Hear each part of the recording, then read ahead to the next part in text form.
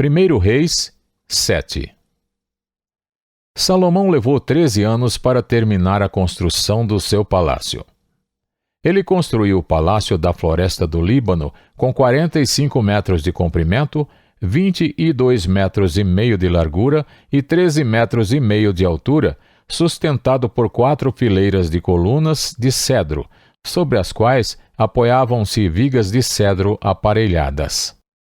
O forro de cedro ficava sobre as 45 vigas, 15 por fileira, que se apoiavam nas colunas. Havia janelas dispostas de 3 em 3, uma em frente da outra. Todas as portas tinham estrutura retangular. Ficavam na parte da frente dispostas de 3 em 3, uma em frente da outra. Fez um pórtico de colunas de 22 metros e meio de comprimento e 13 metros e meio de largura. Em frente havia outro pórtico com colunas e uma cobertura que se estendia além das colunas. Construiu a sala do trono, isto é, a sala da justiça, onde iria julgar, e revestiu-a de cedro desde o chão até o teto. E o palácio, para a sua moradia, no outro pátio, tinha um formato semelhante.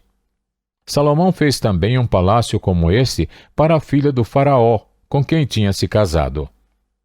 Todas essas construções, desde o lado externo até o grande pátio e do alicerce até o beiral, foram feitas de pedra de qualidade superior, cortadas sob medida e desbastadas com uma serra nos lados interno e externo.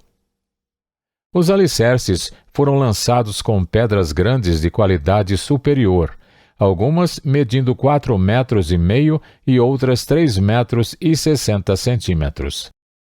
Na parte de cima havia pedras de qualidade superior cortadas sob medida e vigas de cedro. O grande pátio era cercado por um muro de 3 camadas de pedras lavradas e uma camada de vigas de cedro aparelhadas, da mesma maneira que o pátio interior do templo do Senhor com o seu pórtico. O rei Salomão enviara mensageiros a Tiro e trouxera Hurão, filho de uma viúva da tribo de Naftali e de um cidadão de Tiro, artífice em bronze. Hurão era extremamente hábil e experiente e sabia fazer todo o tipo de trabalho em bronze. Apresentou-se ao rei Salomão e fez depois todo o trabalho que lhe foi designado.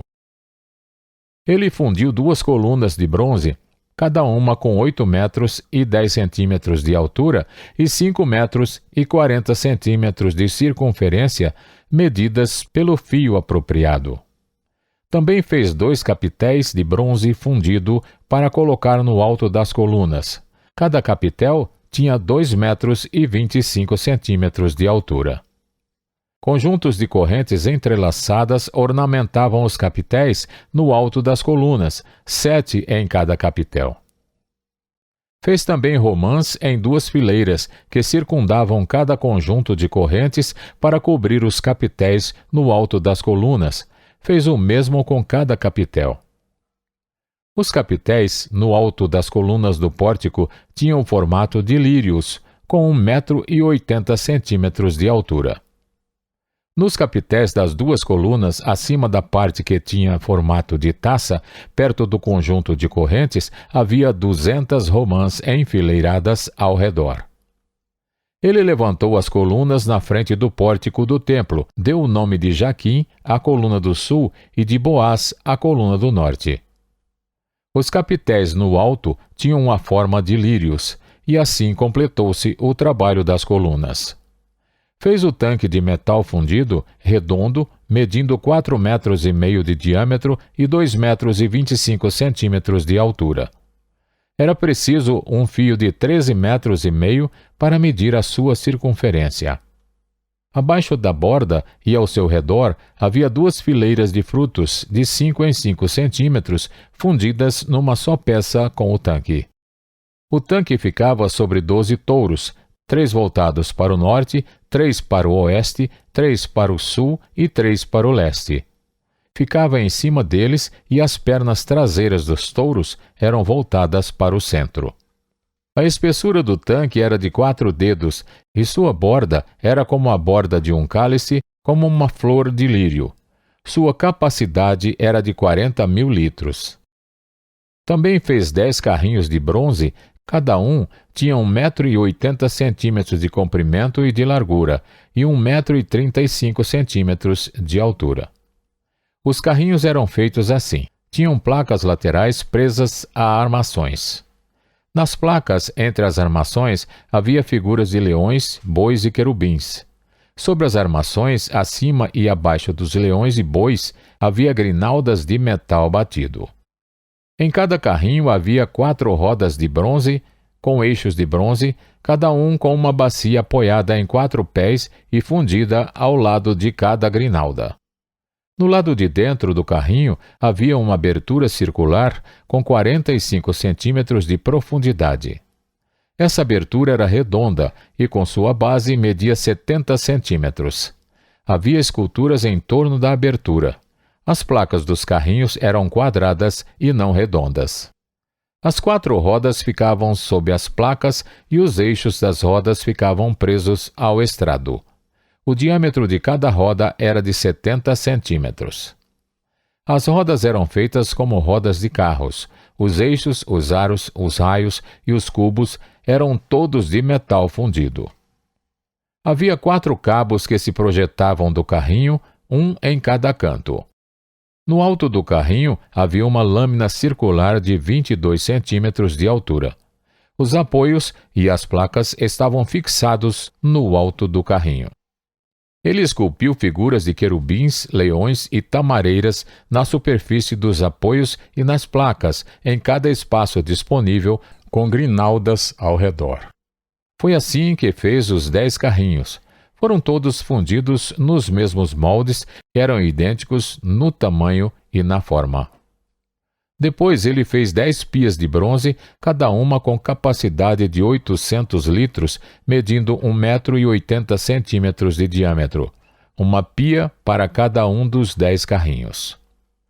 Ele pôs 5 carrinhos no lado sul do templo e 5 no lado norte. Pôs o tanque no lado sul, no canto sudeste do templo. Também fez os jarros, as pás e as bacias para aspersão.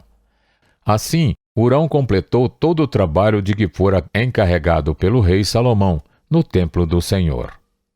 As 2 colunas, os 2 capitéis em forma de taça no alto das colunas, os 2 conjuntos de correntes que decoravam os 2 capitéis, as 400 romãs para os 2 conjuntos de correntes, 2 fileiras de romãs para cada conjunto, os 10 carrinhos com as suas 10 pias, o tanque e os 12 touros debaixo dele, e os jarros, as pás e as bacias de aspersão.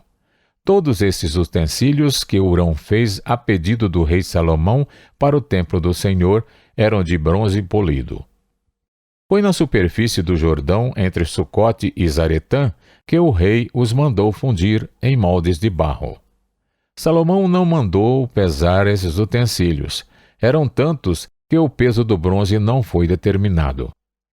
Além desses, Salomão mandou fazer também esses outros utensílios para o templo do Senhor: o altar de ouro, a mesa de ouro sobre a qual ficavam os pães da presença, os candelabros de ouro puro, 5 à direita e 5 à esquerda em frente do santuário interno, as flores, as lâmpadas e as tenazes de ouro, as bacias, os cortadores de pavio, as bacias para aspersão, as tigelas e os incensários, e as dobradiças de ouro para as portas da sala interna, isto é, o lugar santíssimo, e também para as portas do átrio principal. Terminada toda a obra que Salomão realizou para o templo do Senhor, ele trouxe tudo o que seu pai havia consagrado e colocou-o com os tesouros do templo do Senhor: a prata, o ouro e os utensílios.